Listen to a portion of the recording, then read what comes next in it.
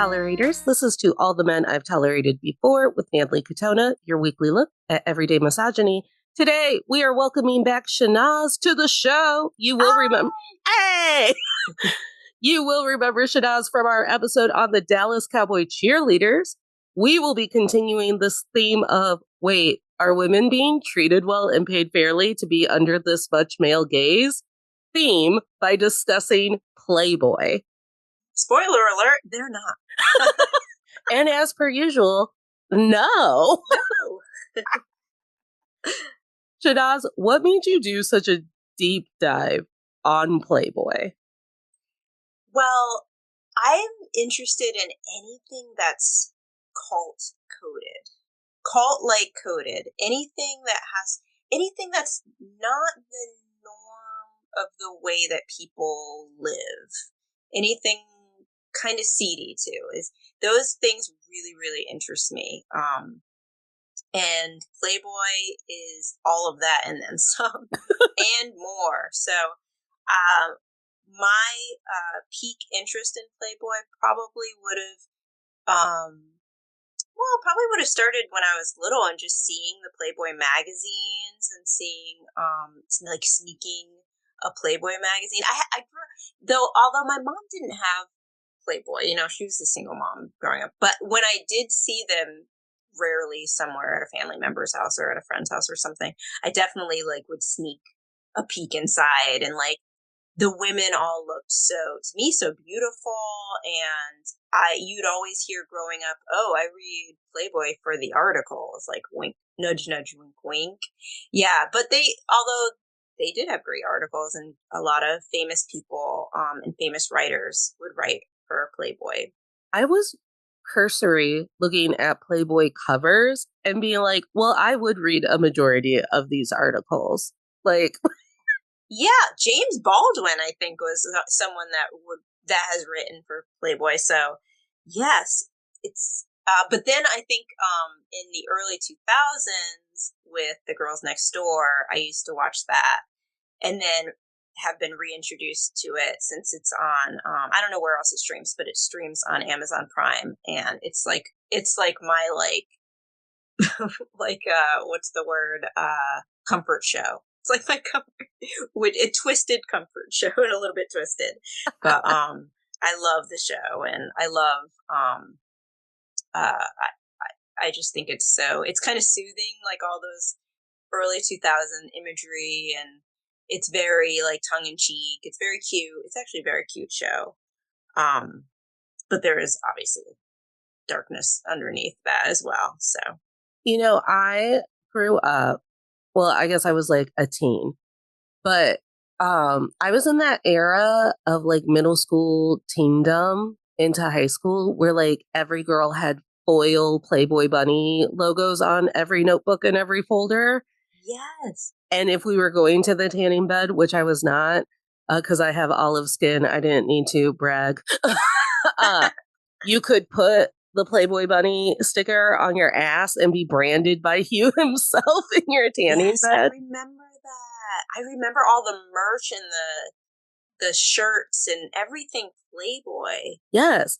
And Holly Madison said something on the documentary I watched today, which was The Playboy Murders, about how Playboy was kind of the first time where sexuality and women's nudity was just mainstreamed and accepted as okay.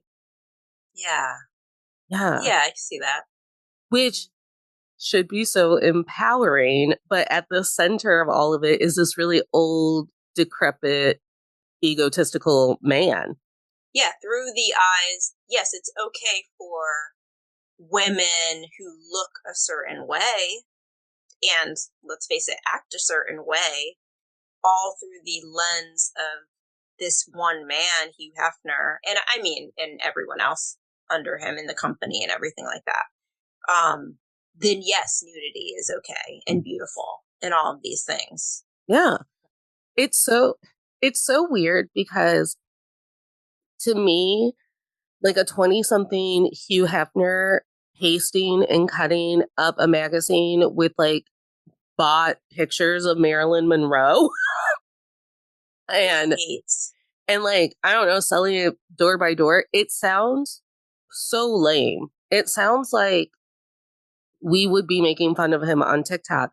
But the amount of respect that Hugh Hefner garnered from other men, and then in extension, women who wanted to be respected by men. Right.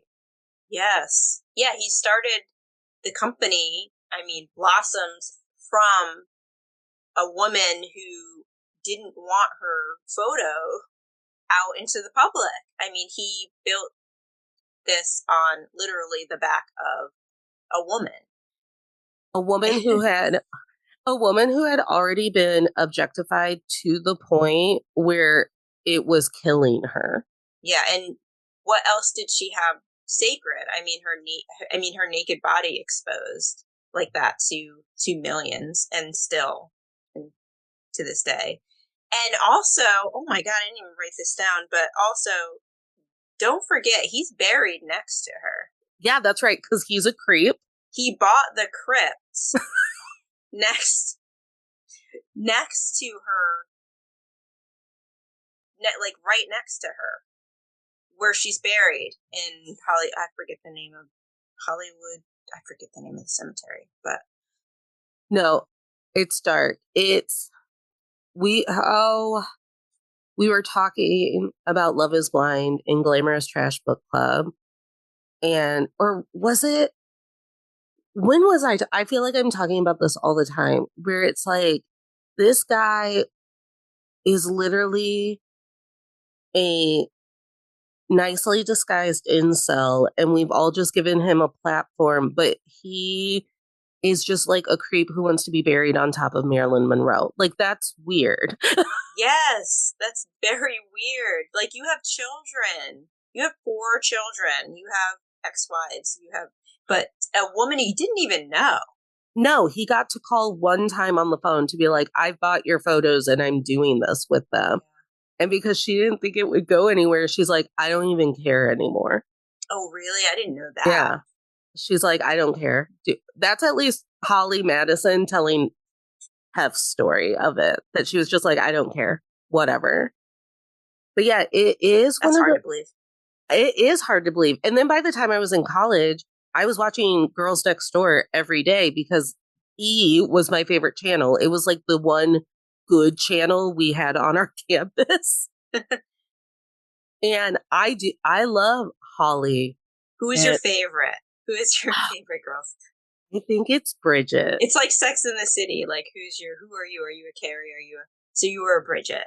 I think I'm a Holly because Holly's so type A and the like ringleader of it all. But I think I love how adorable Bridget is and how she's kind of the fun one. Wait, who was your favorite at the time and who's your favorite now? I think Bridget was always my favorite. Although I will say that as an insecure woman in my youth, because I never felt like I got to be the leader of the pack at all, I would always like gravitate to whoever was the leader of said group. So it probably was Holly. It probably was Ginger Spice. It probably was like you were always competing to be the one that was on top. Mm-hmm. Yeah. Yeah, my favorite was always Holly. It's still Holly. I just thought she had this kind of awkward sense of humor that I just found hilarious. And yeah, she's still my favorite. I love Bridget, though. I do love Bridget. Yeah. Kendra, she's rough. It was rough at the time, but not as much as the rewatch. The rewatch is very rough. The kind of she's annoying. She's annoying. But I don't fault her for that because she wasn't that much younger than them. Let's be real. No, she was, but they were all young and just came from different backgrounds, and it was a different time. She does a lot of cultural appropriation, which is very cringy, like very gross, very cringy. But she's changed hopefully since then. Yeah. But she was always my least favorite, to be honest. I know. And I will say that in present day, Holly is still a pretty good contender to be everyone's favorite because I think after Hugh's death, she is doing a lot of hustle work to give people the truth. Like this Playboy Murders documentary, I thought was going to be I haven't really, seen it. it's so good. It's on Max. I thought it was going to be really stupid, but like Holly, because she knew these women personally, is humanizing, even when they're the murderer. She's like, it was just probably hard for her because you're used to being an object of someone's affection and then that was what you built a career on and then you age out of that. Like the way that Holly has crafted this series with care and is like making sure that people are understanding why Playboy leads to this and how Yes, I Playboy love that. makes choices that makes women unsafe and objects of obsession and violence and things like that. Have you read her book too? No, I've only listened to Chelsea's episode on her Oh, her book. book's really good. I highly recommend it. I think it's really good, and I'm not surprised from your description. Like, I'm not surprised that she's going that route with the show as well. I listen to her. Do you listen to? You don't listen to their podcast, do you? No. Their podcast is really good too. It deep dives, and I like that she's kind of reflecting a lot, and I think she's doing that through. It sounds as if she's doing that through the show. Although I haven't seen it yet, but it sounds really interesting. Well, Oh and shit! I think also like for someone who was Hef's number one girlfriend so late into his life, she does still carry this like matriarchal grace to where she's like, I care about the women. I always wanted to care about the women. And I think in the snippets that Chelsea went over in her book, you can tell that she's like, I wanted the women to care about me too. And when I was a Playboy on my way to becoming a bunny, on my way to becoming a girlfriend, it was the hateful seven or whatever she calls them. And they were always The just Mean Girls. the mean girls.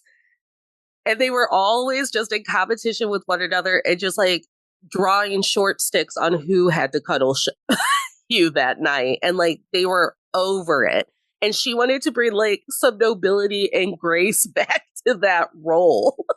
Yeah, and I think she kind of, even past the book, she kind of reflects back and was like, oh, I hated these mean girls. But really, at the root of that was Hef, like pulling the strings and making them hate each other and like putting all these jealousies towards each other and like playing these games and like crying and like doing all these like manipulation and manipulative games to the girls to the point where they did hate each other because of it. Because it's a crime that Hugh's ego got to make as much money as it did. Yeah. And who knows where it ended up after he died. And I hope to his kids and Crystal. I hope so too. Yeah. Crystal's another whole kind of odd duck, I think. Kind of. She's kind of like a dark horse. Like how to. Yeah. And kind of love her, but at the same time, I'm a little suspicious of her as well. She's kind of like this, what do they call it? An enigma wrapped in a riddle, wrapped in a, like, I'm not quite sure what her deal is. Ultimately, I think, hey, I mean, I'm all for any woman that wants to get their bag and, ride until that man is in the grave. Like, whatever you gotta do, girl. That's I support women. I support women. I cried when However, Anna Nicole Smith died. yeah. However, I think I'm not sure exactly what her role is now with Playboy and that whole like with the organization of it. And because she does, I believe, I could be wrong, but I read her book as well. And I believe it says in the book, I believe she is the one that has like the scrapbooks and things. Because he had a lot, like, I don't know, I could be wrong, but I believe it was like hundreds, if not 1,000 scrapbooks. Something crazy. amount, and there's a lot of nudes in there, and there's a lot of like, and not like nudes like from, and I don't know, it could be nudes from the photographers as well, but a lot of candid nudes. Yeah, a lot of we're just having fun in the bedroom. A lot of upskirts. Yeah. I think a lot of, and I could possibly be a lot of nudes that were not like consented. Great. So, and she has all of that, and it's kind of, as a woman, I think to have all that and just kind of lock it away, I don't think that's right. I don't know. I think either you need to have someone go through that stuff, because some of that could be archived, some of it, I don't know what you could do with it, museum pieces, whatever you wanted to do. But some of that should be either destroyed or should be given back to the people or something. I don't know. It needs to be gone through. It needs to be, yeah.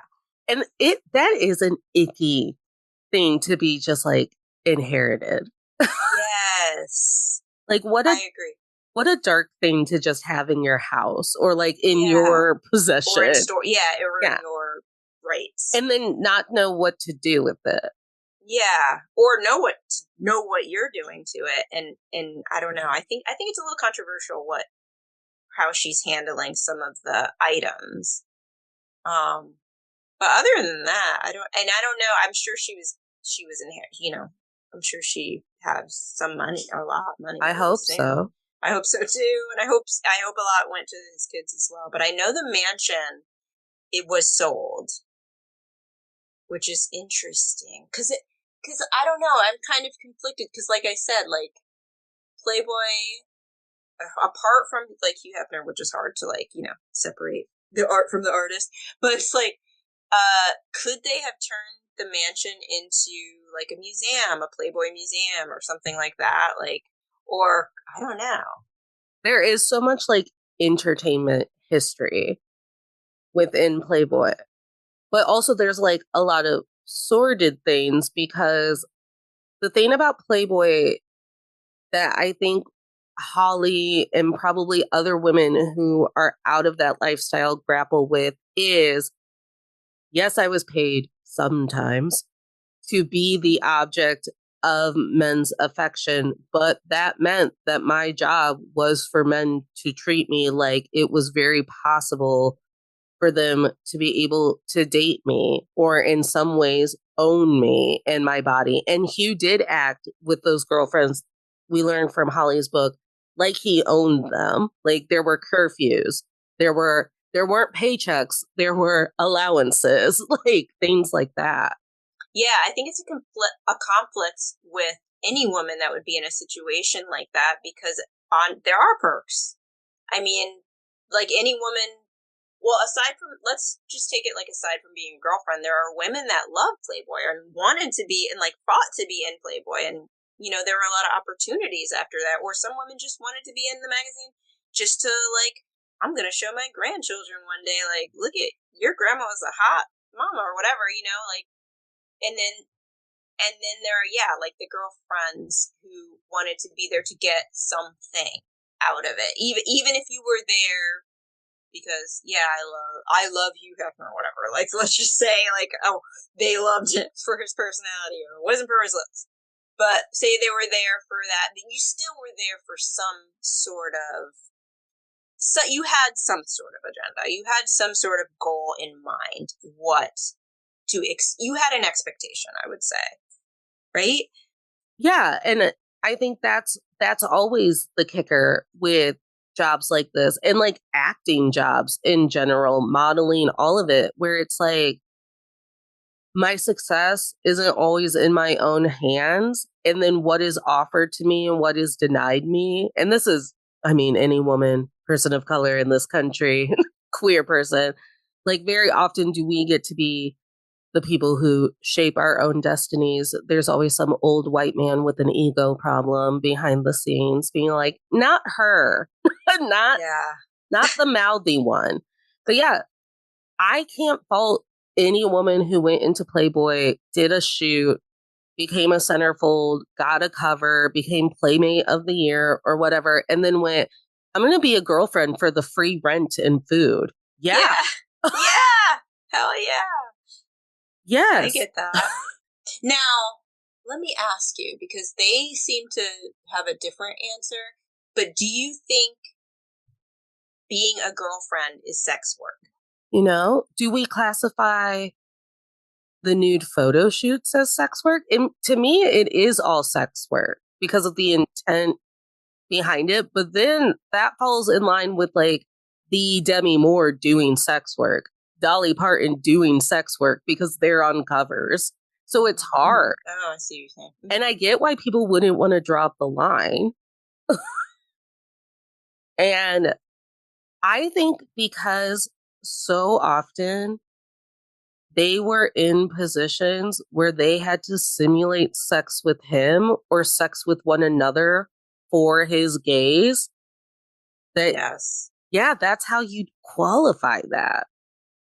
Yeah, that's true. How do they get away with not qualifying it as that? I think because they say it wasn't that they were there and they were a girlfriend. So, which I agree with. I mean, I think if your definition, if you were the one doing the work and you, or whatever, the work, you were there, you were whatever, and you say, no, I didn't feel it was that, then I think that's the answer. Then I guess that's the answer. But yeah, there's definitely a gray area. It's a very gray area. Going back to the Dallas Cowboys cheerleaders thing, where it's like the pay also didn't justify the work.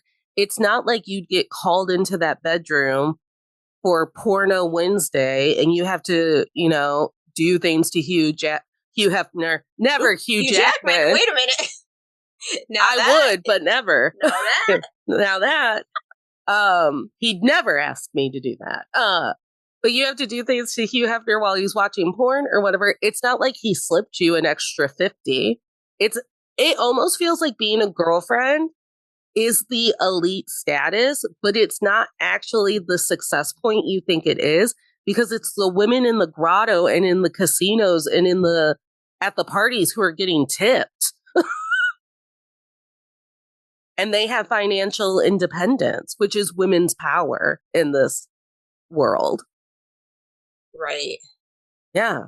So it's funny how he created a status symbol under the guise of giving them more power. And in actuality, what he did was put them in servitude, is the word that I used today.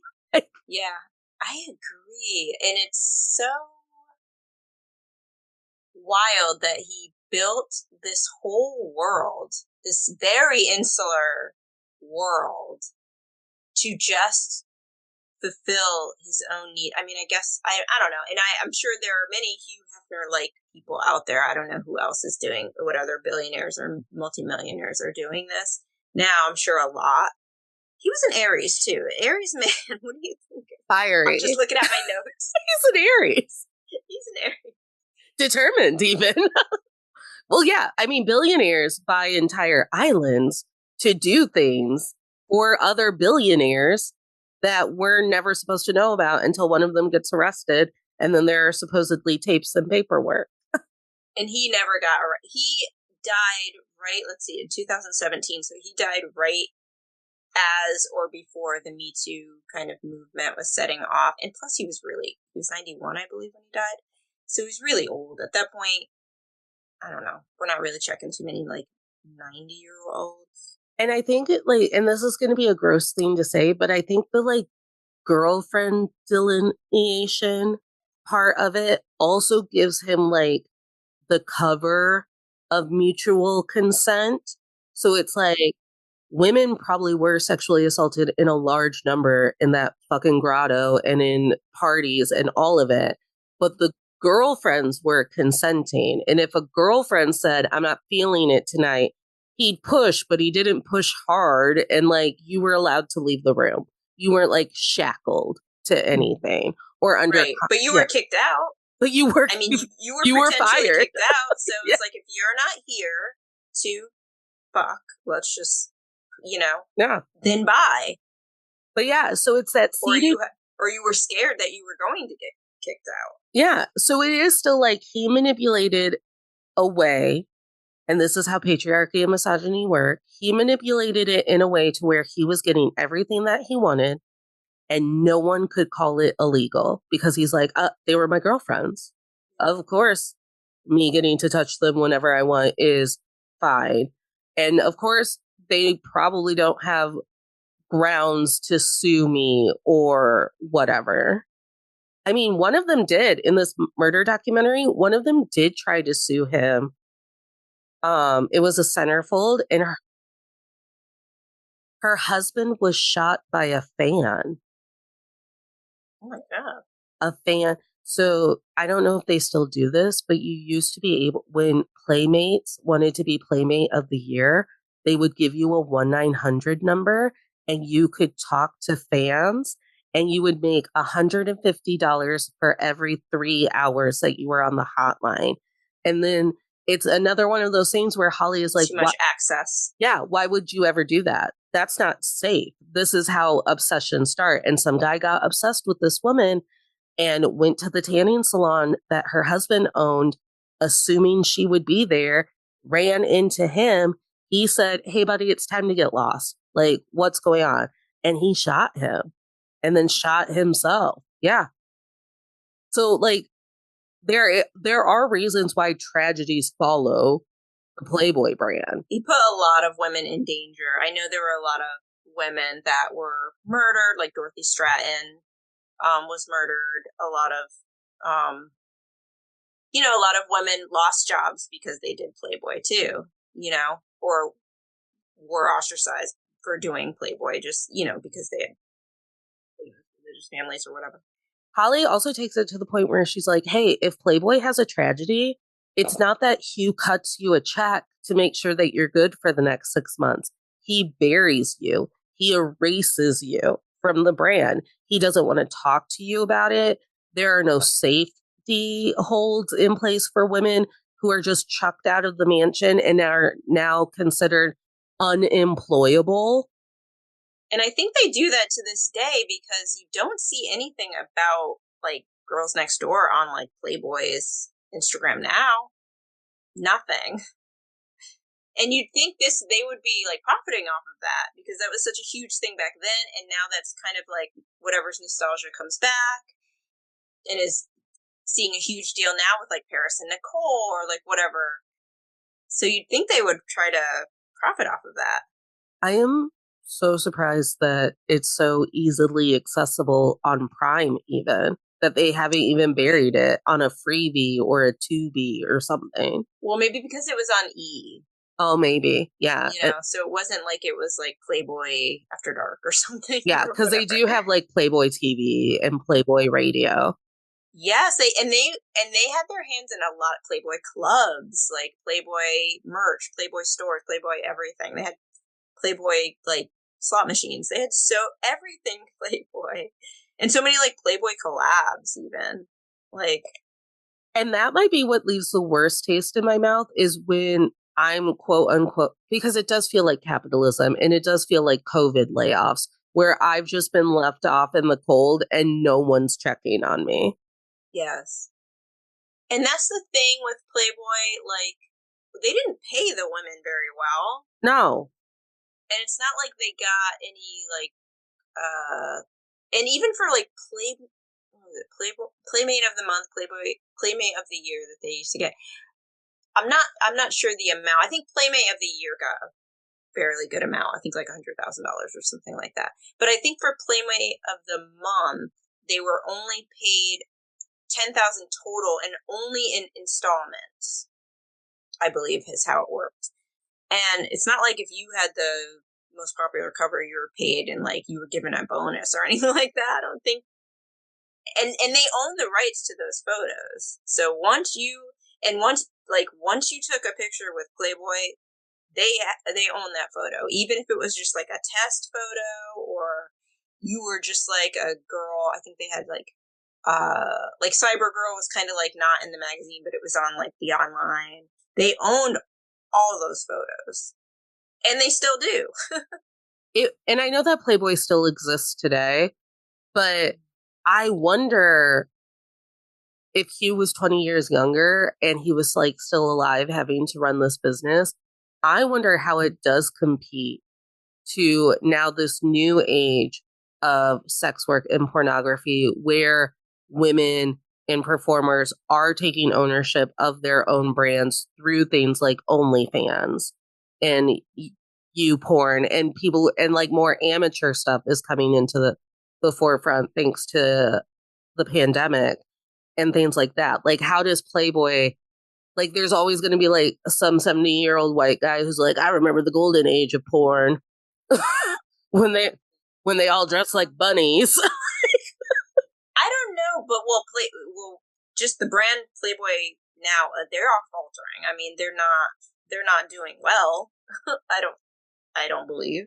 I see more kids rewatching Dance Moms than I do The Girls Next Door. So, right. Yeah, and that's a fault of Playboy. I mean, I think if Playboy got more involved, they probably would be making a lot more money, I think, especially with The Girls Next Door, because that boosted the brand then, because they weren't doing well then either.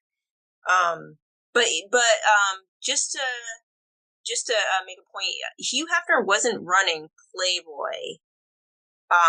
His daughter Christy was running Playboy. Christy took over Playboy. Let's see, I looked at this. I got this from Wikipedia. I don't know the exact dates are correct, but she took over Playboy in, I believe, 1988 after Hugh Hefner. He had a stroke and he stepped down. So Christy Hefner actually was running Playboy, but he was still approving like Playmate of the Month, I believe, and Playmate of the Year and stuff like that. Like, he was still approving all these things. He was still a multimillionaire. He still had the mansion, which was a huge part of that brand. But he didn't own the Playboy mansion either. The company owned the mansion, and he paid rent, I think. Which, so I'm not sure exactly, like, if he was given like a like, I don't know how that exactly worked. I wish I did know though. And I don't know if anyone knows exactly how that whole thing, like how he was getting his money or what. do we know anything about Christy? Is she like the Nepo baby with the Dallas Cowboy Cheerleaders who's like, who cares if the cheerleaders can't eat? I think she's very private, Okay. very like buttoned up from the pictures I've seen of her. Very like, I don't know, average white lady looking, businesswoman looking. If AI created Business Lady, it's Business Christy. lady. Yeah, it's her. She seemed very like serious, like about her business kind of thing. I don't know her personality. I'm not sure. I'm not sure exactly. She's private, I believe. She's not come out with a book or anything like that. I would buy it though if she ever did. Yeah. Christy, write that book. Christy, come on. Because she probably grew up in the mansion. Yes. Could you imagine? Or wait, he had a mansion. No, maybe not this mansion. Perhaps. But he had a mansion in Chicago. That was the first mansion. And then I think sold that, or it was just offices or something. I'm not sure. And then moved to the LA mansion.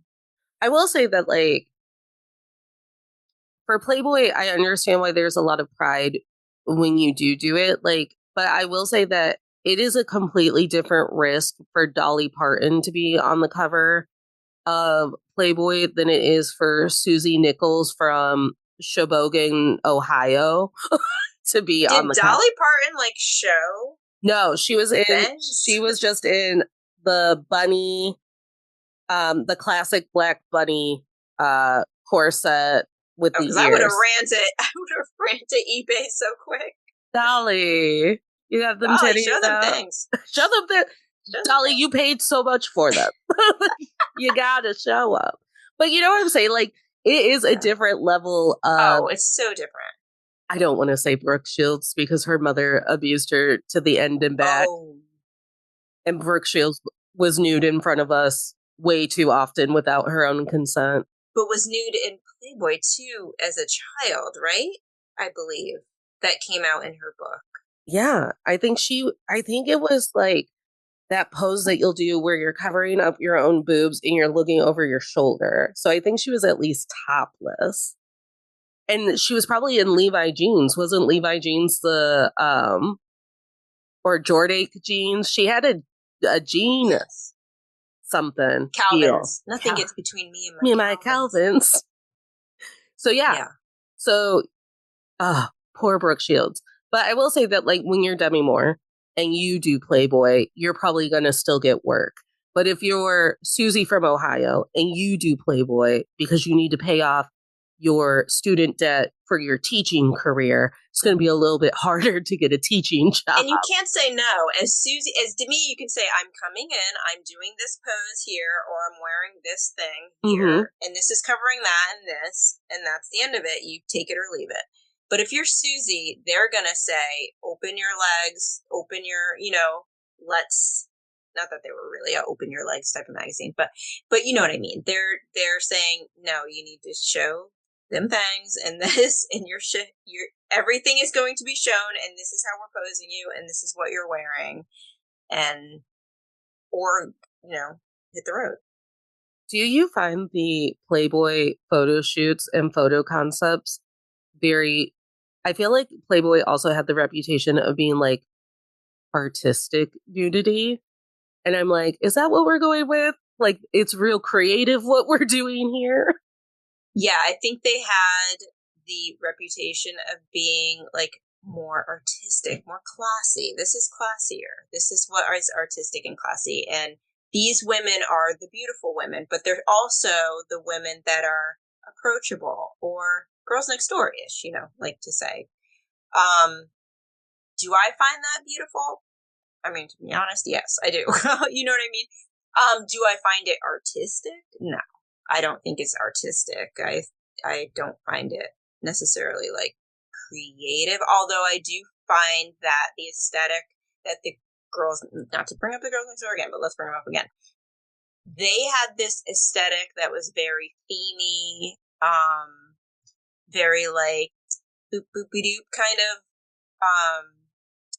if you know what that means. No, you could like women could be friends with them, men could date them. Like fun. Let's put it that way. It was very fun. The aesthetic was fun. They had like Halloween themed photo shoots. They had like I remember Kendra did like a Christina Aguilera. They had like pop culture referenced shoots. I think Holly did like a Western theme. So, you know what I mean? Like, it was very fun, and I thought that was so cool. They were always in a velour tracksuit, just like me. Yeah. Me and Holly in our powder blue velour tracksuits with Juicy on the ass. Yeah, that was the look. Yes, they were very millennial. I think that's why we love them, because I'm like, they are a timestamp on this. But honestly, the shoots that they did, though, were very timeless. Yeah. Well, you'd have to be. Yeah, because those were different references or different themes that were totally timeless. So I find that really, I don't know, I just find that really cool. But they had to but I mean, again, I don't think that was Hugh Hefner's idea. He would have just had them like in, a silk teddy on a rock. And called it, and soft lighting, and I'm sure it would have looked nice, beautiful, flowy, whatever, but not. I think they really, and again, I think because women were more involved and more taking the reins on their image is why the image was more attractive. Like, to me. Well, and I was shocked as I was watching documentaries and looking stuff online or whatever, that I was like, these women aren't knock out, fly me to Milan gorgeous women. These women are hot girls at the bar that I'm also intimidated by. So the approachable was the appropriate word to use. Yes, they are very, relatable, approachable. However, like, don't get it twisted. These girls knew how to pose and, like, knew how to, like, make themselves look knockout. You know what I mean?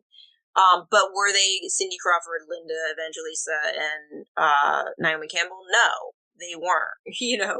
At the same time. But and I was just thinking, like, their aesthetic was, and it was so popular then, also because, like I was just saying, it was attractive to women, and that wasn't what Hugh Hefner was going for. He was attracting men. Yes.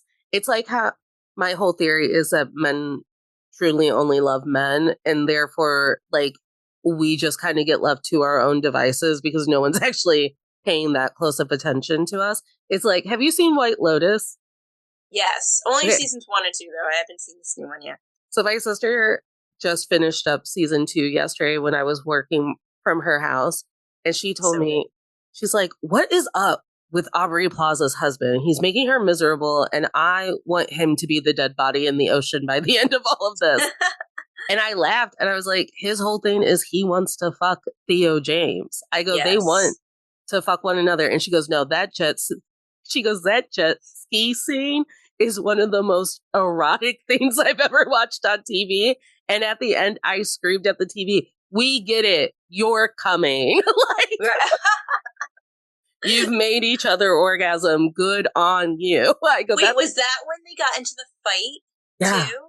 Yes. Okay, yes. And his whole thing was like, did you try to touch my wife? But like, also, like, he showed up naked in Aubrey Plaza's hotel room. And when she's told her husband, he was like, whatever, that's just how he is. She's like, why are we hanging out with these people? Right. She's like, what is happening? But I'm always like, it's because he's in love with him. Yes. And it's because so much carries over from Grecian times. And in Greece, it was very well taught that men could only have true love for other men because they were on the same playing field. Well, speaking of, there is a rumor that Hugh Hefner was in fact, well, he was, he had experimented with, he was fluid. Done everything. Yeah, he was very fluid. And he was admitted to that. But there was a rumor that him and Dr. Saginaw, or his longtime doctor and like best friend, I guess, were in love with each other. But I don't know if that's true. And there are people that say that that's just like theory or conspiracy or whatever. But I don't know. Who knows? The like love and romance cosplaying of the girls next door and the girlfriends in the mansion too is like such a mind fuck. Because I believe sometimes on episodes, I was sold that Holly and Hugh Hefner loved one another and were boyfriend, girlfriend. Yes, because I think you think, oh, if she likes it, then I love it. Like, okay, you know? But you really, because you really can't, if you're trying to put yourself in her shoes, there's no way she can be in love with them. There's just no way. And I think she even fooled herself or just tried to convince herself that she was in love. And again, it's like, why can't men just love us instead of just like cosplaying to love us and like building us an entire like sex-filled Disney world to pretend to love us in? You haven't seen Companion yet, but do you know what it's about? Vaguely. I haven't seen it though. I really want to see it. It's really good and you would really love it. Yeah. But it's twisted. It's twisted. And it's another movie about like the after effects of when women are objectified to the extreme. Like Blink Twice and Substance. Okay, yes. Blink Twice I've definitely seen in Substance. Yes. Oh my God. Rough movies, but my favorite movies of the past couple years. Like, yeah, me too.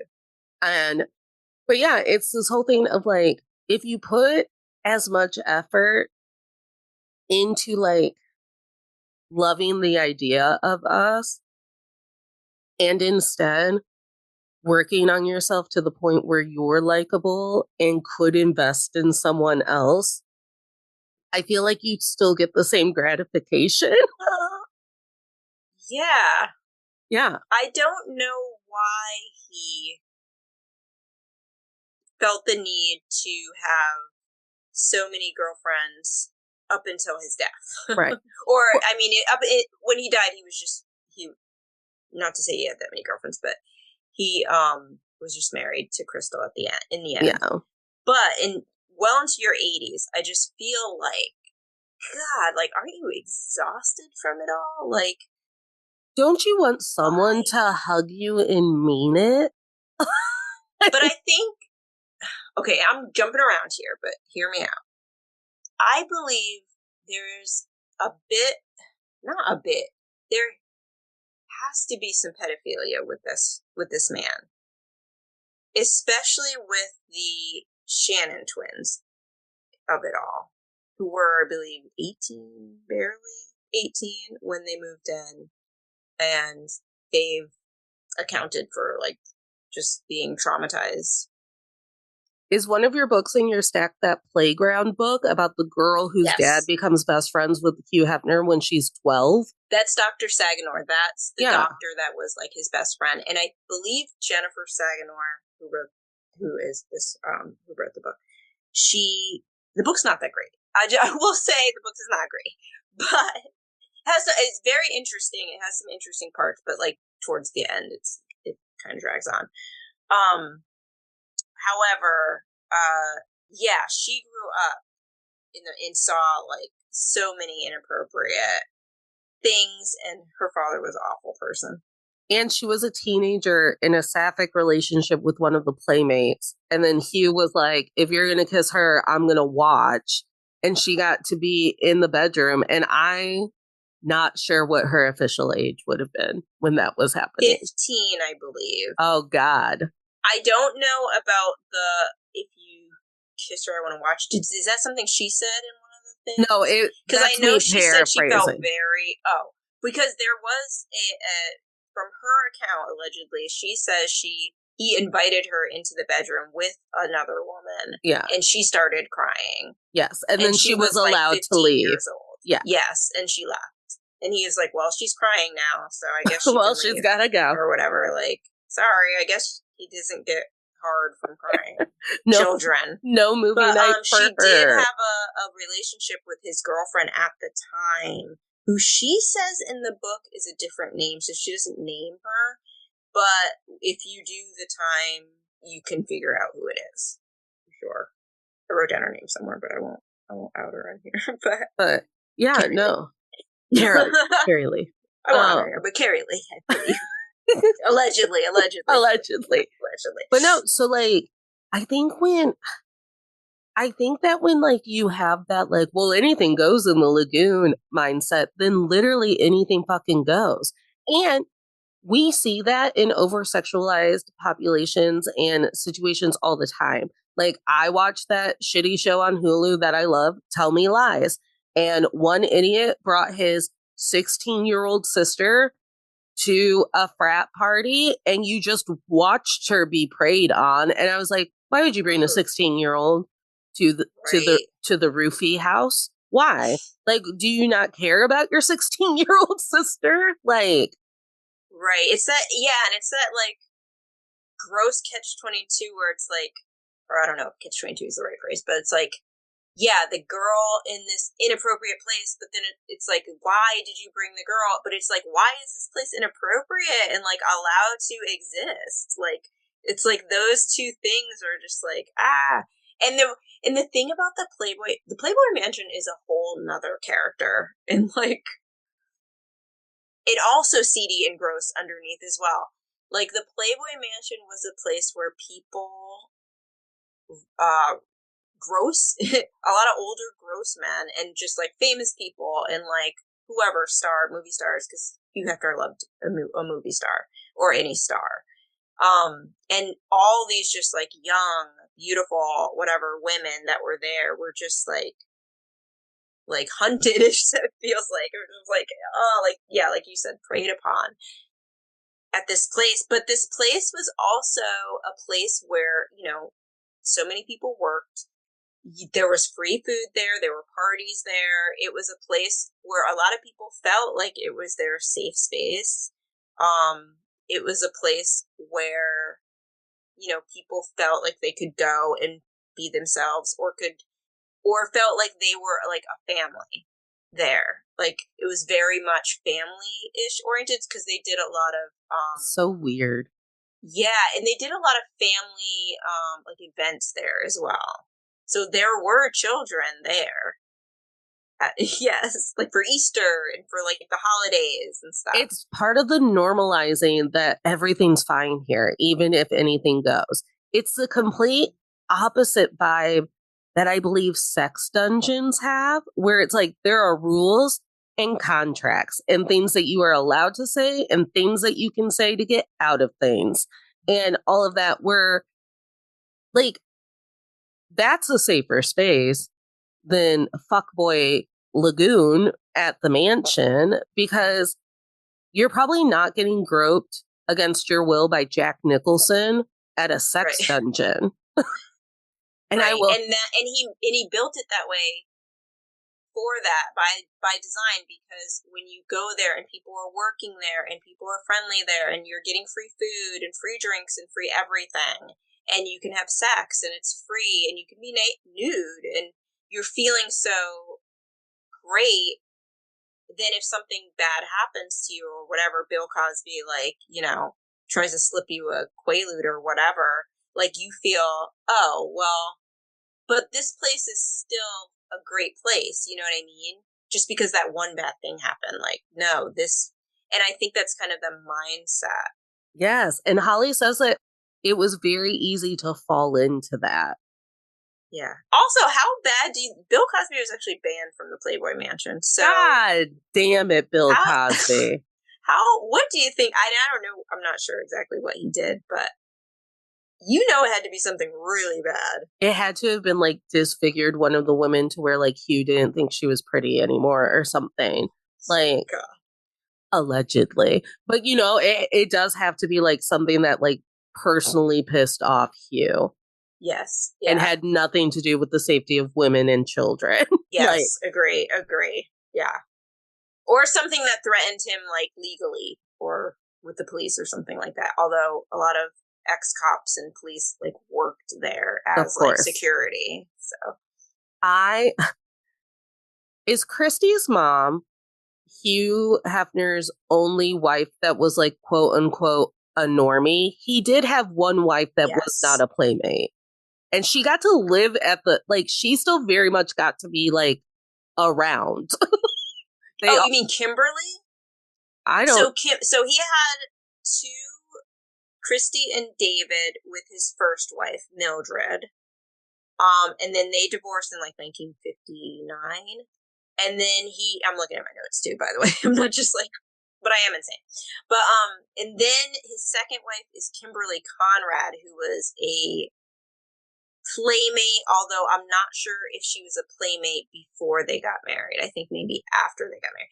But anyway, yes. And Kimberly is very private. Like, she has not written a book. I don't see her often in articles or anything like that. I don't believe she has been involved in any documentaries.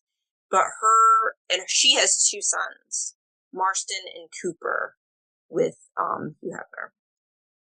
And they were married for like almost 20 years. Because, well, they were married for a while and then they got separated and stayed separated for several years until they divorced when, I believe, one of his sons when the youngest son turned 18, I believe. He divorced her. Also, I will say this. As a child, I grew up obsessed with, I guess, what I would call brothel culture. Like, I loved a book about a brothel. Oh, same. I loved a TV show about a brothel. Like, but at the head of all of the literature and or shows I loved about brothels was a madame. And there's a different vibe. The thing that punches me in the gut all the time about these rich men who give women, quote unquote, the high life, and the only cost is you have to be willing to do whatever, whenever, is that at no point are they going to throw an extra $100 to make sure that you have private security to walk you to your door, to your car, or, you know, give you some sort of retirement plan. Or make sure that when you say this guy on the hotline's a creep, he's banned from the hotline. And like the way that men won't protect women who are serving them compared to madams who are like, these are my girls and they will be clean and they will be healthy and they will be, and we have Buddy over here who will walk you to your car every night. So no one's just hanging around in the parking lot to get to you or whatever. Mm-hmm. That's the kind of shit that gets me on board. I'm like, I'm on board with this. The Heidi Fleiss of it all. Yes. Kind of, yeah. Yeah. I don't get that vibe from Hugh Hefner at all. Like that he was protective of the women in his life. I don't know. Maybe certain women, though, he was. There were certain women that worked for him. Let's say Mary, I forget her last name. There was a woman named Mary that worked for him for many, many years, was his private secretary, who I believe he was fond of. And I think maybe Kimberly, she lived right across the street, like you were saying.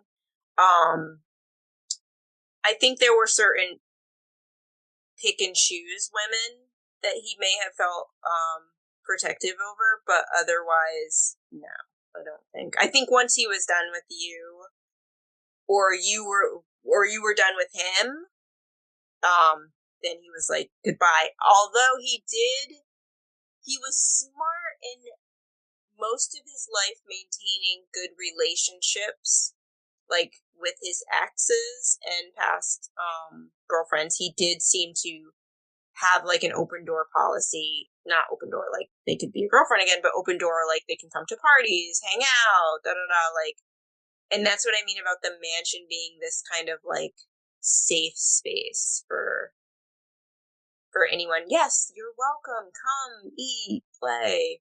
Which is what Michael Jackson did with Neverland. Oh, yeah. Do we see where we're all going with like? Yeah. The thing about the mansion too, and this is in Crystal's book, it's very moldy. Like they found all kinds of like black mold. It's gross. People said when, I think even like Holly Madison might have even said this, like when she first went to the mansion, and once like this, the grandness of it all kind of wore off, then you realize, oh, this place smells like dog shit. And the carpets are really gross. And like, this is like, the whole thing is like furnished, is very outdated. It's like from the 70s. So my experience with kind of wealthy to wealthy white men is that they truly don't believe that they should ever have to spend their money on upkeep. That's why they stay rich. Yes, but it's also why you walk through their homes and you're like, nothing is nice here. It's like when I'm watching Southern Charm and I'm like, all of you are too rich to be this dehydrated and bad looking. Like you shouldn't be aging this quickly because you're rich. If I'm doing it off of my $7 CeraVe, you should be light years ahead of me when it comes to the Fountain of Youth. Shep. Right. Whitney. Shep, I haven't seen Shep in a while because I haven't watched the show since Catherine left. Yeah. I haven't seen it. That's but so long. Whitney always looked old to me. Whitney's melting like Elon currently. And I'm like, why are you melting, Whitney? You have so much money. Your mother isn't melting. Why are you? What's her name? Patricia. Is she Catherine too? No, Patricia. Oh, Patricia, that's right. Patricia. We are coming up on that hour, and I turned up. Okay. Is there anything? We didn't even get to pig night or any of the things. Well, or the baby oil of it all. Ew, that's why there's so much mold in the mansion, because of baby oil everywhere. Baby oil, like, I think we have to just, I mean, he was gross by using baby oil as lube. That is disgusting. I'm sure all these women can never smell baby oil ever again. And now we have Diddy to bring that back. Ew. And, like, he had to have gotten that idea, I think, from, I don't know. I don't know where do if there's any men that ever listen to this or women, do not just throw it out. It's not lube. You're gonna make yourself sick. Yeah, it's gonna give you a UTI. Big time. We make companies make lube that's called lube for reasons. It's because that's what you're supposed to be using. And it doesn't cost anymore, I would assume. Like, I actually had never, even for my babies, I never bought baby oil, so I don't know how much it costs, but lube is not inexpensive. I mean, it's not expensive. I have to imagine that baby oil gives that, like, kind of shiny effect that, like, tanning oil gives. You know what I'm saying? Like, where, like, all of a sudden you're slick and you're shiny and youthful because you have baby oil on. But do you think he's rubbing it all over himself? No, I think so. I think the women have to be coated in like it. Oiled up? Yeah.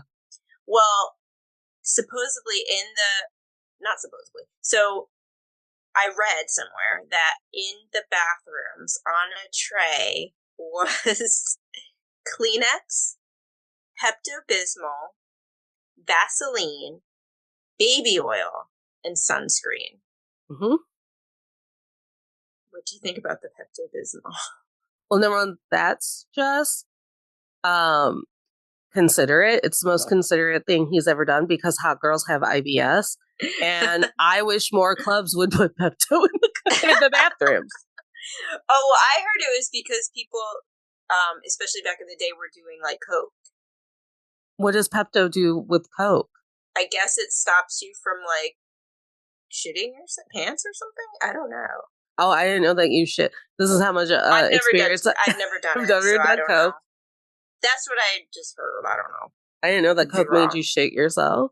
I'm gonna have to text some people to be like, "Have you ever shit yourself on Coke?" Yeah, maybe there's like someone that is doing Coke right now listening, and they're like, "No, that doesn't happen." Please tap in. I assumed it was so like Jack Nicholson wouldn't get heartburn while he was like pressing up some girl he didn't ask the name of. I never found Jack Nicholson. I love Jack Nicholson as an actor. Like, don't get me wrong, I love like a lot of his movies are great, but never found him attractive at all. Jack Nicholson is just the like only seedy old man I know has been to the mansion. Oh, James Caan. Yes. Obviously, Bill Cosby. I like all of them. All of them have Leonardo DiCaprio. Like Ew. All of them have been to the mansion. Leonardo DiCaprio. Yeah. Ugh. There was a thing called Pig Night, which I learned from a documentary. This took place in the 70s, and you're gonna hate this. I already know what it's gotta be. What they did, and by they, I'm not sure who wrangled these women. They wrangled women who were sex workers, and they brought them to the mansion. Supposedly, the doctor checked them. What? I don't know how you checked for like outward signs of STIs, but or STD. I don't know what we're saying, STD or STI. I think it's STI. Yeah. Okay, so STIs, and would check them, and then they would proceed to perform acts on these ladies, and I guess laugh about it, and is called it Pig Night, and I just find that so abhorrent. And in 2024, that's how we got the movie Blink Twice, starring Channing Tatum. Yes, very much that. That vibe. The only other thing I wanted to mention was, well, the whole like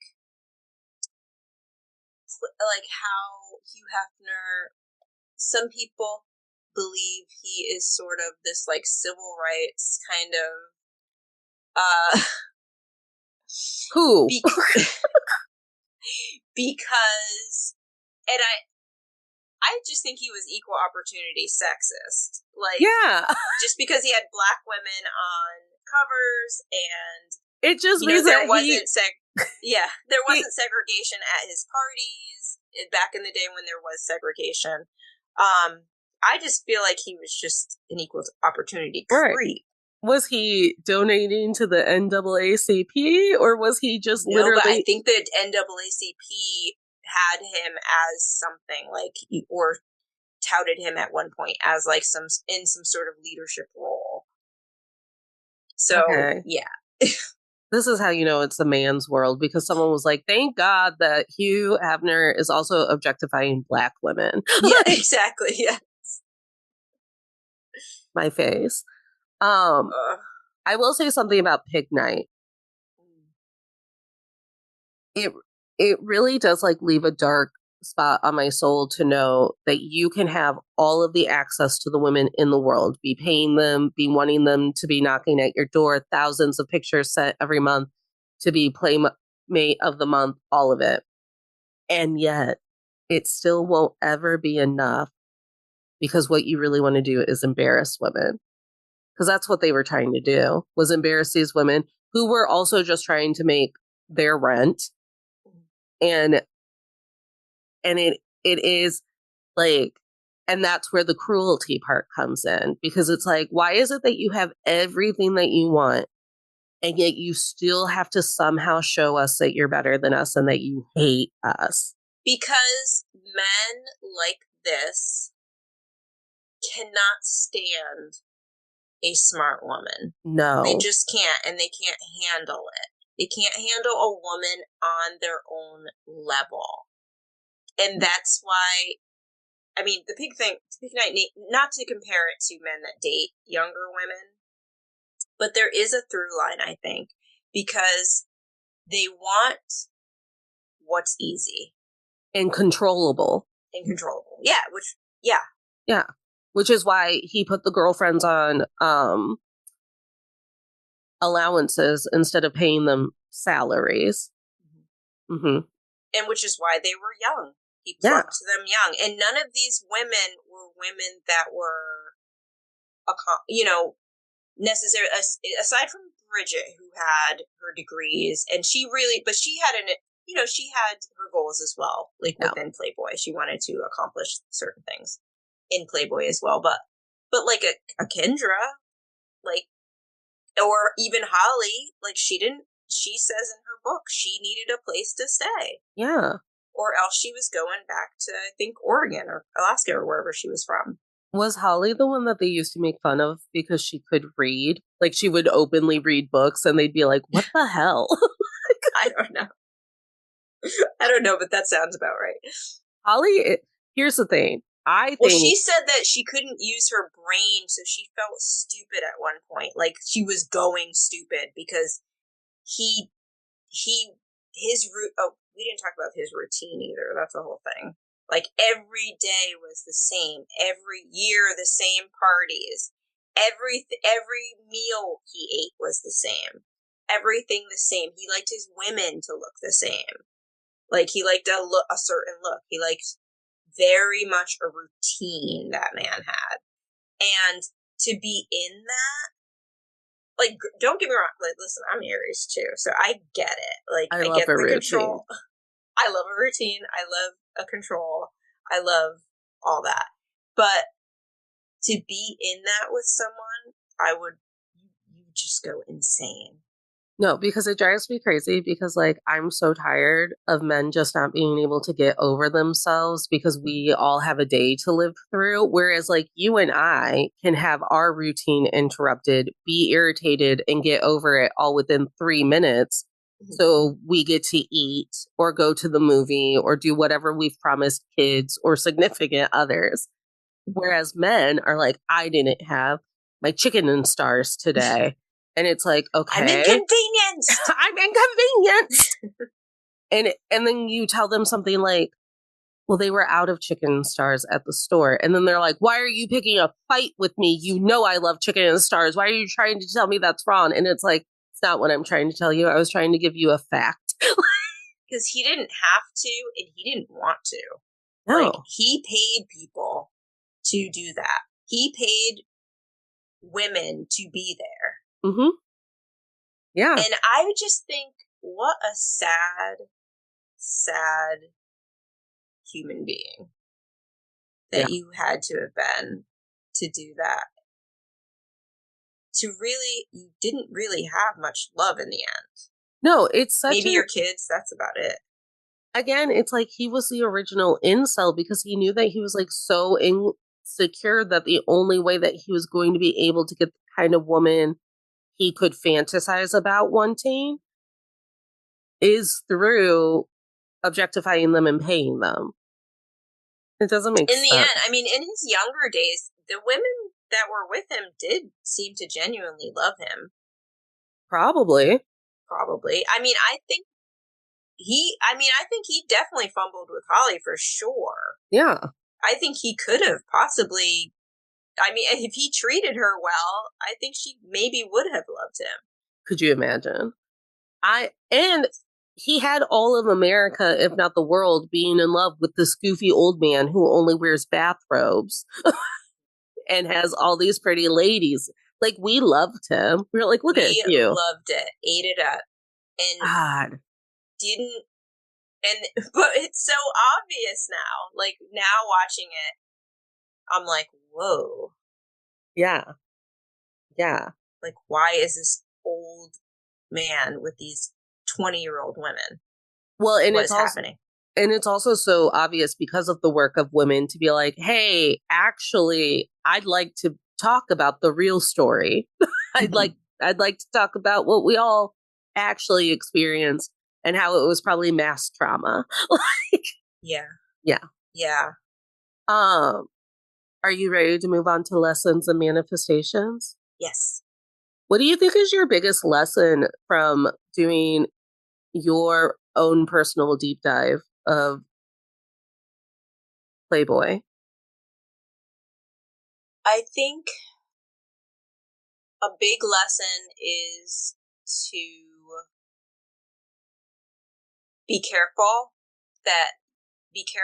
about being manipulated, be careful of being exploited, I think.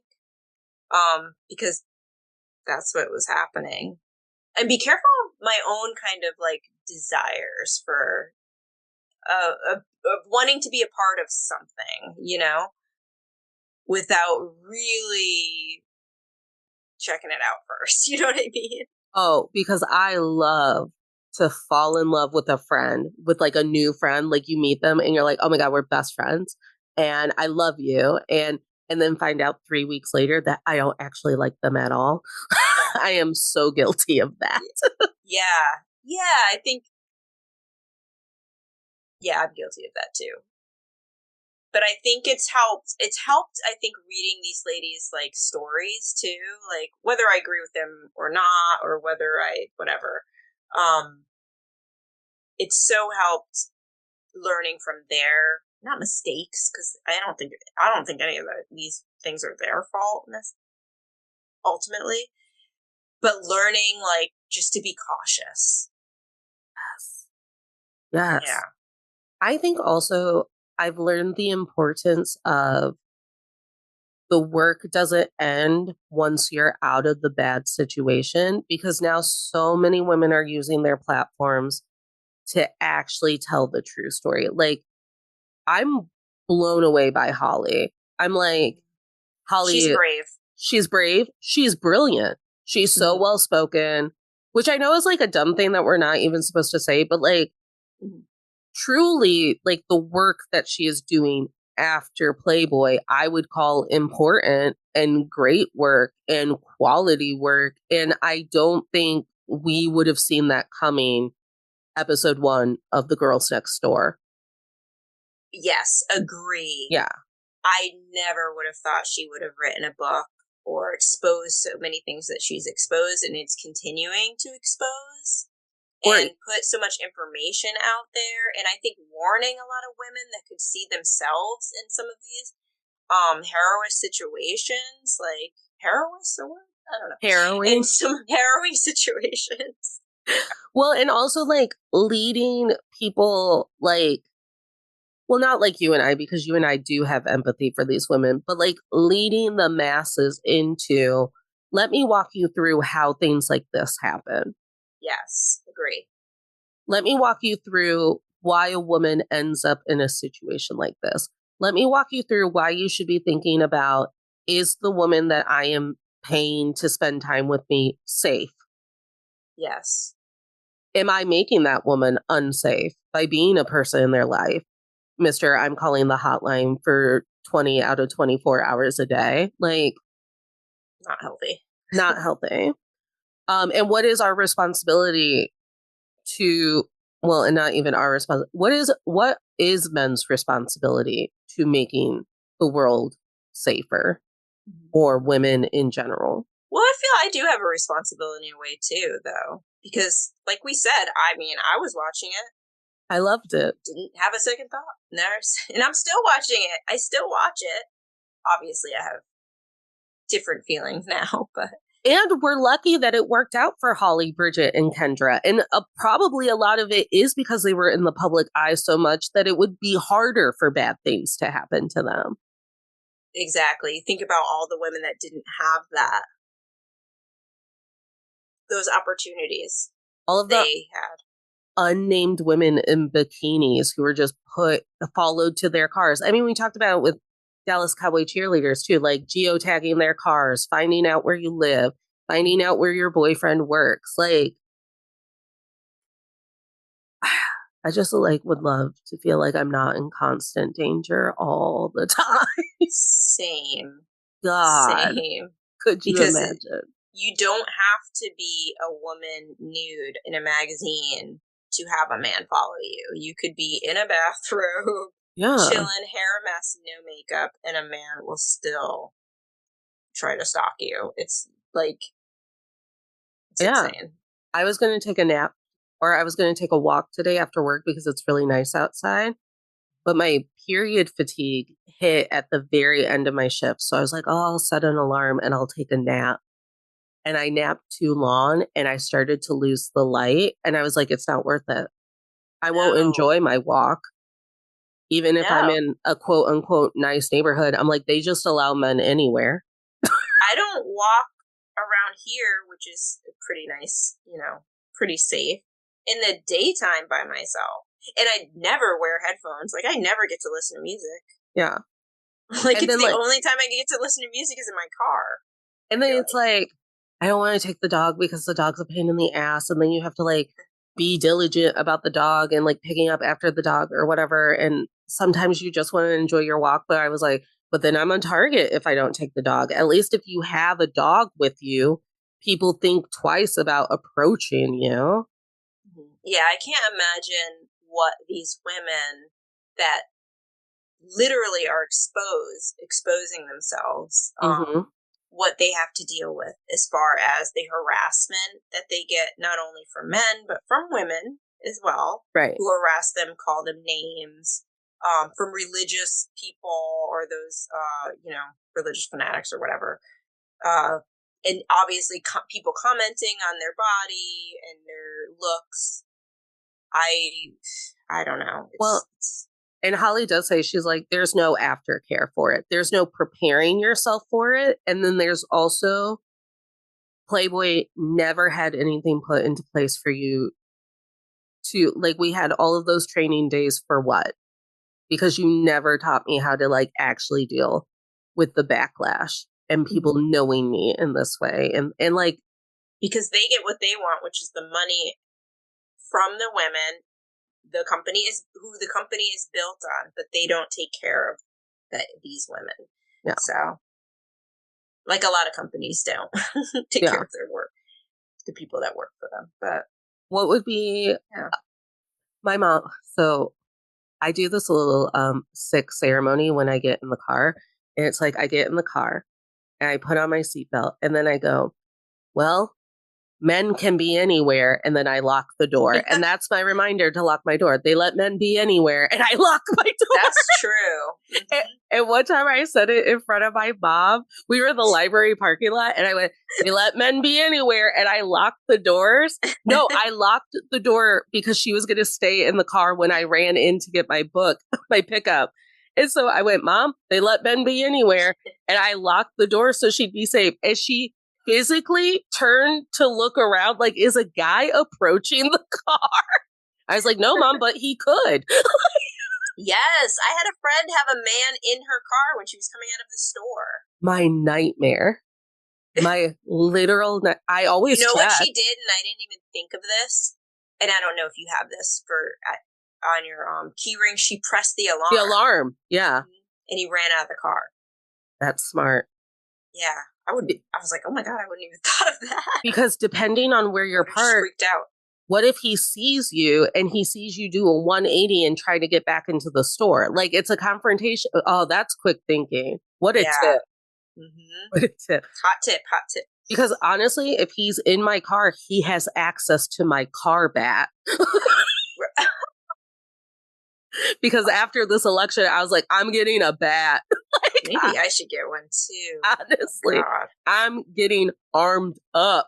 Spray, key knives, bat. Because they be letting men everywhere. They do let them all over. I got them in my house right now. What would be a manifestation that you would want to add to this conversation at the collective because of Playboy? I would like to manifest.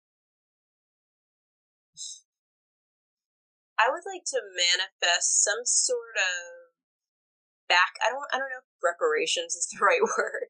It could be reparations for the women whose nudes, especially for the women whose nudes are in some sort of locked storage facility somewhere.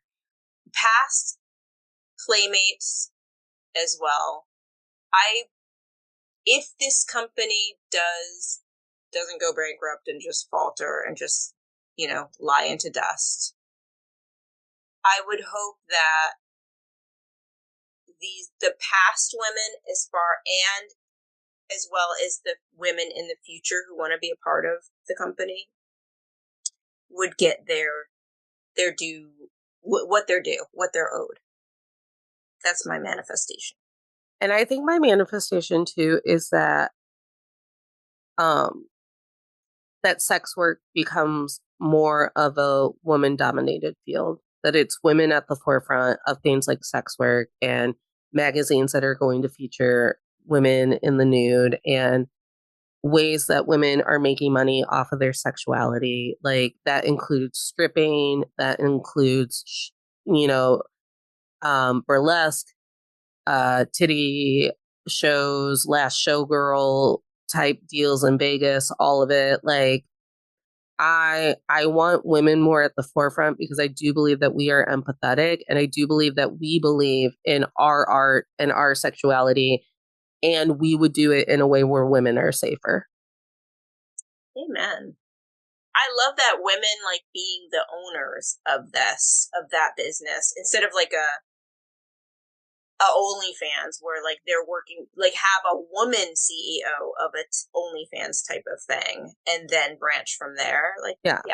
Because, and again, like my controversial queen, Taylor Swift is one of the only women. She's one of the only artists who the entire time her dancers and her crew are on tour with her, they have full benefits. And I think she extends it 6 months to a year after a tour wraps because it's not like you get a job immediately. Right. And it's like you could be sore for a while after doing all that dance. Right. I mean, the Eras tour was like, what, fucking 15 years long? Shaking it off. Shaking it off. Well, and also, like, and that's the entertainment business. Like, you're not guaranteed your next job a week after your last job ended. And so she's one of the only artists that does it. David Letterman made fun of her one time. And she said, well, I'm one of the only people who does that. And she said something along the lines of, but I know I'm not the only one who can afford to do it. Thank you. And she gives those people bonuses. Like, unheard of. So again, I do feel that like I've been told to stop alienating men from the conversation and the solutions, but I do feel like they have to be like put to bed and we come up with the solutions and then they have to just sign on. Yeah, I agree. Why? Yeah, why do we need men to be they're not doing that conversation? They're not doing a great job. No. They've kind of ruined everything. I have an 800-page book about how women used to be in charge of their villages and the village's spirituality and social ladder and all of it. And then white men showed up and went, have you ever heard of Jesus? And colonized everything. Right. So. Exactly. And when they weren't really, like, not to get all, like, religious, but Jesus himself had women at the forefront of his own business. No one wants to talk about it. Right. No one. Mary Magdalene and the other Mary. Yeah. Jesus loved and his mama. Yeah. Historical Jesus loved sex workers, women, probably the gays, sandals, and the pores, and weed. Okay? Right. I would hang out with historical Jesus every day of the week. And wine and bread. Too. And wine and bread. Let's throw wine and bread in there. Carbs and booze. You show me white Jesus, and I'm like, I don't want to know him. No, I don't want to see him. Right. And he was brown. Yeah. Jesus was brown. Thank you. But you show me white people's Jesus, and I'm like, I don't want to know him. I don't want to talk to him. I don't want to see him. He hates gay people. He hates. Right. It's like. He hates women. I don't want to. One of my other fun manifestations, I would like to run into Holly Madison the next time that I'm in Disney World, which should be 2028, because I would like to tell her personally that I am very proud of her. Yeah. Holly, if you're listening, we're proud of you. Holly, maybe I'll just tag you on TikTok. She might be listening. Yeah. She might be. I hashtag it with her full name, probably. I am. I'm just like, I'm very proud of what you're doing with this legacy. I was kind of proud of you, of what you were doing with it when you were head girlfriend, because I do think that you did a lot to make that a more positive community for people. She tried her fucking best. She truly tried. And, you don't have to. She made it look fun. They both did. I think Bridget was actually the one that was the leader of that whole movement to make the Playboy Mansion more fun and like themed and like. And Holly was like, "What if we got new carpet?" Right. She's like, "What if we get rid of this smell? Like, ugh." And what if we got a cleaning service in here every once in a while? Let's just. She was out here. Yeah, she was like picking up the poop and shaking out the dust. She's like, "Come on, let's fix this." Holly was she had a vision. She had vision for sure. Holly was like, I love dogs, but this is a lot. Yeah. Shanaz, do you have anything that you want to plug or recommend to people? Oh, yeah. I mean, besides, to all the men I've tolerated before podcasts, besides listening to this podcast, I would look into listening to the Girls Next Level podcast if you're interested in Playboy. And it's a good, like, listen from the beginning. Yeah. And you can skip around too. You could rewatch the episodes and then listen to the podcast after. It's really interesting to get these behind the scenes accounts. And I think Holly and Bridget are really good at telling their story too. Yeah. They are very charismatic, which I guess you have to be and read Playboy. Some of the books too. Some of the books are, I think any of the, oh no, that's a lie. Some of the books aren't that great. DM Shanaz for the personal ranking of the books. For some, we don't. I'll rank the books. I'll rank them. we don't have to put those people on blast on a hot mic on whose books are good. Yeah. Start with Holly's though. Holly's is really good. Down the Rabbit Hole was a really good book. Gives you a good kind of Playboy overview too. I'll try to link Chelsea's episode on Holly. That was a great episode too. Because it was I remember just being like, I was on my way to goat yoga when I was listening to it. But I just remember being like, God, it's just like really nice to hear Holly's side of it. I don't know. Mm-hmm. Get me right in the feels. Well, Shanaz, thanks for being back. What cult do you want to do next? Oh my God. Well, I've always wanted to do my Return to Oz episode with you. That is like a whole nother like psycho crazy. But as far as cults, I'm so scared of Return of Two. I know. We should do a scary. We always are talking about like we should do like some sort of final girl Yeah. where we just like review a bunch of like I don't know scary movies or something. I have to see Companion though. You do. Yeah, I'm gonna try to watch it this week. My hope is that Annie sees Companion soon, and then we talk about Blink Twice, Substance, and Companion as the trifecta. Yes. I will be sat for that episode. Yeah, you know, I love me some Annie. I love an Annie episode. Annie and I went and saw Substance together. It was like our first little date after I moved back. I was like, let's go see Substance. I recommended it to a patron, and she came in today, actually, as slightly older woman, and she was like, oh my God, that movie you recommended. But she loved it. She was like, I had to fast forward a couple of the gory parts because I couldn't take it, which is fine. But she was like, the part where am I spoiling? No. No. The part where she's going out on the date, I'll just say.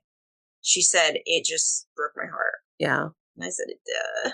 It's like, it's so good. Well, everyone, thank you so much for being here. You can follow us on Men I've Tolerated Pod on Instagram and Natalie K124 on TikTok, Blue Sky, and my personal Instagram in case you want to see the babies, my nephews.